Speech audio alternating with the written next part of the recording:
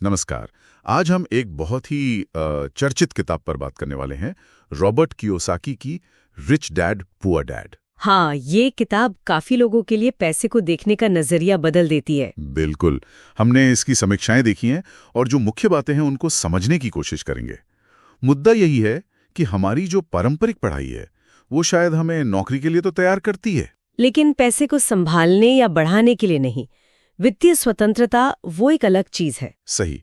और ये किताब इसी फर्क को दो पिताओं के नजरिए से दिखाती है, एक अमीर पिता, एक गरीब पिता। हाँ, मतलब ये एक बड़ा ही दिलचस्प विरोधाभास है। अमीर पिता की सोच अलग, गरीब पिता की बिल्कुल अलग। अमीर पिता क्या कहते हैं कि भाई पैसे को अपने लिए काम पर लगाओ, संपत्ति खरीदो, एसेट्स जिन्हें कहते हैं, थोड़ा जोखिम लेना सीखो, बिजनेस बनाओ। जबकि गरीब पिता, जो शायद ज्यादातर हम जैसे मध्यम वर्ग के पिताओं की तरह सोचते हैं, उनका मानना था कि पैसे के लिए काम करो। हाँ, मेहनत करो, अच्छी डिग्री लो ताकि बढ़िया सुरक्षित नौकरी मिले, और कर्ज से बचकर रहो। बिल्कुल जोखिम से डरो, बस एक सेफ रास्ता पकड़ो। यही मेन टकराव है पूरी किताब में। अच्छा, तो सबसे पहली और सबसे बड़ी सीख क्या है इस किताब की? मेरे ख्याल से सबसे बुनियादी बात है संपत्ति और दायित्व, मतलब एसेट्स और लायबिलिटीज के बीच का फर्क समझना। हाँ, ये थोड़ा कंफ्यूजिंग हो सकता है। बिल्कुल।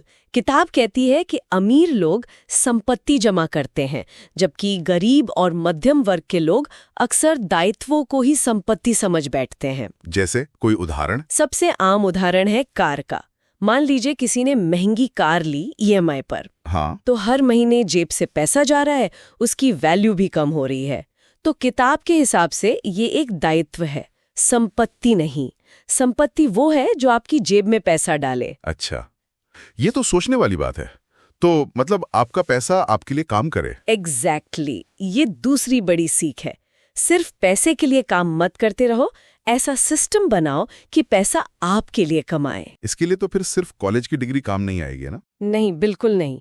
किताबी ज्ञान अपनी जगह ठीक है, पर वित्तीय साक्षरता मतलब फाइनेंशियल लिटरेसी वो ज्यादा जरूरी है।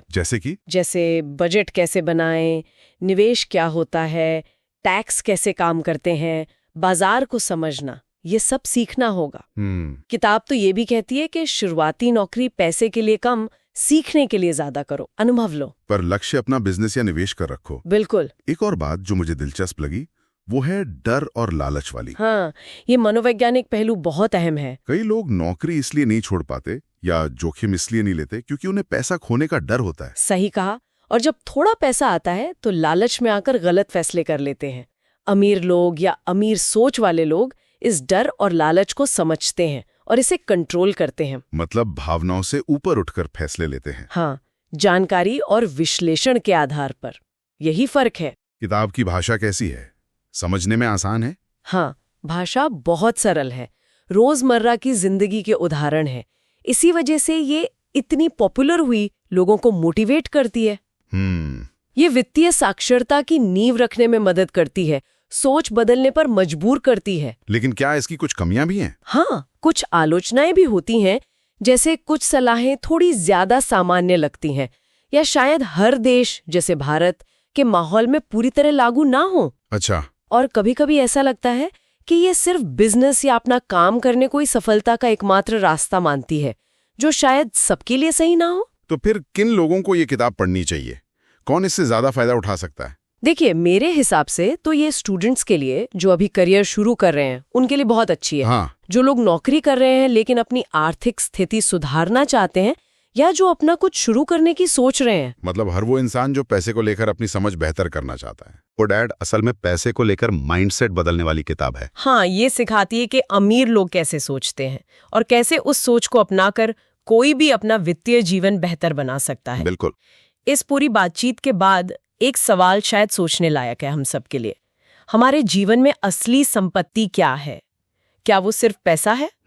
गहरा सवाल है। और हमारे पास जो भी साधन है, चाहे वो समय हो, हुनर हो या पैसा, हम उन्हें अपने लिए कैसे काम करने दे सकते हैं? कहीं हम डर के मारे या पुरानी सोच के कारण मौकों को गवा तो नहीं रहे?